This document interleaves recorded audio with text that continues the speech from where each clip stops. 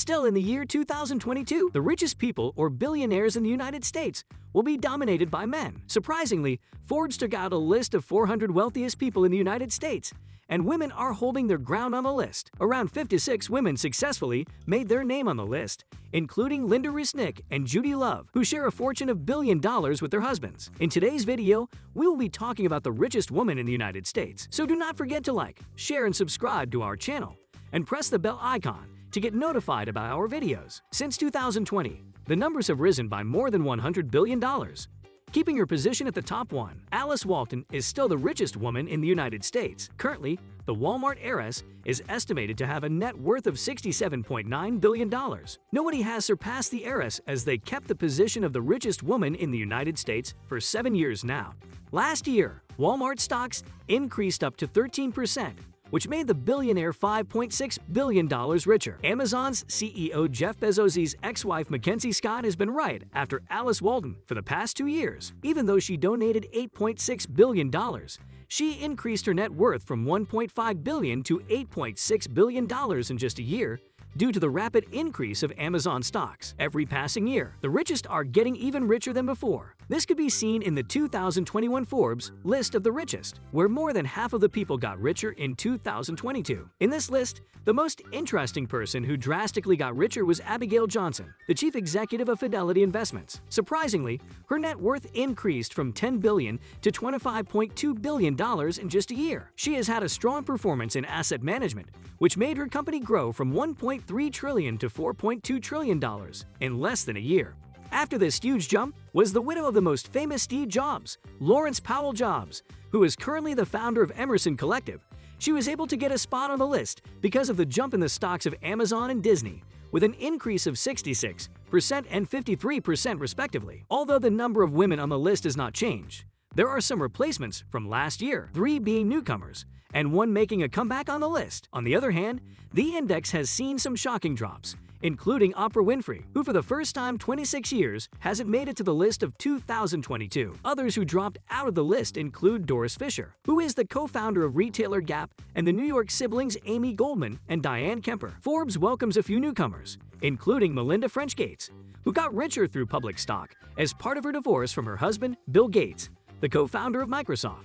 She now has a net worth of at least $6.3 billion. The next newcomer is a widow of the late Sheldon Adelson, who used to work at a casino called Empire Las Vegas Sands, Miriam Adelson. She got on the list after acquiring her late husband's casino. Another one is continuing the legacy of her family, Trudy Cathy White. She has received part of the Chick-fil-A fried chicken chain, founded by her father. Cathy's 2 brothers had kept their spot on the list since 2015. This year's Forbes also had a comeback. Gail Miller, who had dropped off in 2017, is back on the list with a net worth of at least $3.2 billion, which was only possible after she sold most of her family's stake, worth $1.66 billion USD, to the NBA last year. Unfortunately, among the list, only 10 women are the ones who have self-made their net worth billions without inheriting their husband's or family's wealth. More than half of women had just inherited their husband's wealth. Diane Hendricks is an example of self-made wealth by increasing her net worth to $11 billion due to the increase in revenue of the roofing industry. Among America's richest women, Ty Lee, an IT chief executive, is the only one of color to make it to the list this year. Alice Louise Walton was born on October 7, 1949. She is the heiress of Walmart's fortune. By 2016, she already owned over $11 billion because of the Walmart shares. According to Bloomberg Billionaires Index, Walton is the 20th richest person and 2nd richest woman globally, with a net worth of $62.4 billion. Born and brought up in Newport, Arkansas, the billionaire was raised in Bentonville, Arkansas, along with her 3 brothers. She went to Bentonville High School in 1966. After graduating, we went to Trinity University, Texas, to get a degree, BA, in economics.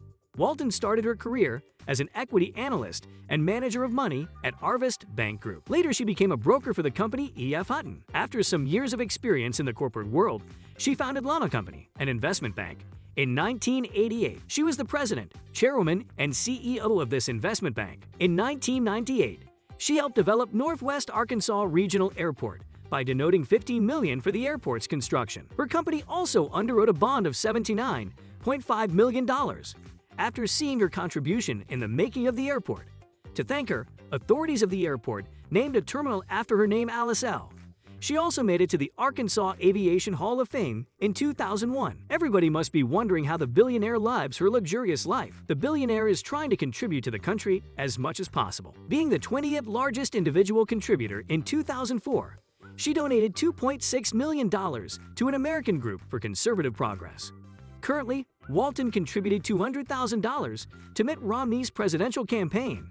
She also denotes the fundraising committee. She recently donated $353,400 to a fundraising committee called Hillary Victory Fund. The heir also recently donated $407 million of Walmart shares to a family trust dealing with the financial crisis. Recently, L'Oreal's heir, Lillian Bettencourt, passed away. Due to the French heiress's death, Walton has become the first richest woman and 17th richest person in the world as of 2022. Waltons are the second richest family in the United States, with the three heirs having $130 billion in total.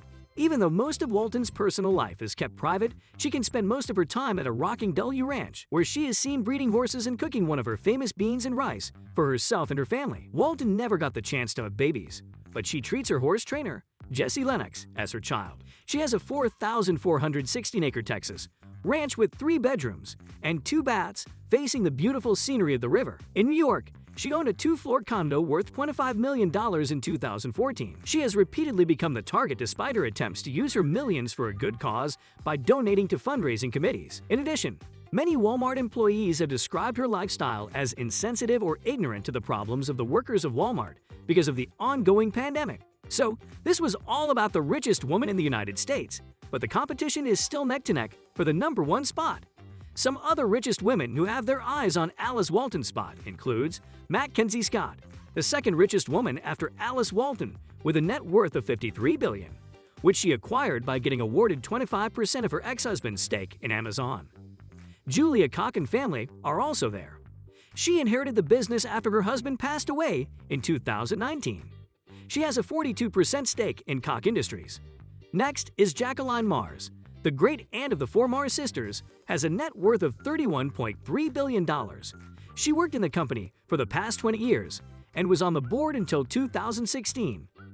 Abigail Johnson is there serving the CEO of Fidelity Investments since 2014, has a net worth of $20.9 billion. Due to her hard work over the years, in 2016, she became the chairwoman as well as the CEO of her company. Today, these strong women of the United States inspire many young girls to push harder to reach their goals and not stop dreaming. That brings us to the end of the video, guys. Do not forget to like our video and comment down your opinions on whether Alice Walton is spending her billions for a good cause or, as the Walmart workers say it, for a bad cause. We will see you next time with another video soon.